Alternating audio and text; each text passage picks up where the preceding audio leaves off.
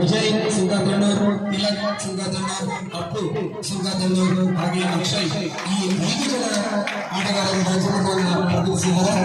ಅದರಲ್ಲೂ ಕೂಡ ಕಬಡ್ಡಿಯಲ್ಲಿ ಕೋಚರ್ಗಳು ಈ ಒಂದು ಕ್ರೀಡಾಂಗಣ ಎಷ್ಟು ಅಚ್ಚುಕಟ್ಟಾಗಿ ಕಾಣುತ್ತಿದೆ ಅಂತ ಹೇಳಿದ್ರೆ ಅದಕ್ಕೆ ನಮ್ಮ ಚೇತನ್, ಪುನೀತ್ ಮತ್ತೆ ಈ ಹಿರಿಯ ಆಟಗಾರರ ಕಾರಣೀಭೂತರು.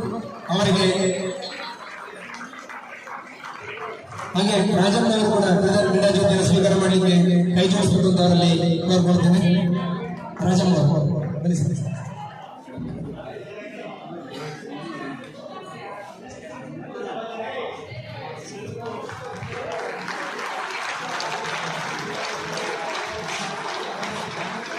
ದಯಮಾಡಿ ಸಮಯದ ಅಭಾವ ಇರೋದ್ರಿಂದ ಪ್ರಮಾಣವಚನವನ್ನ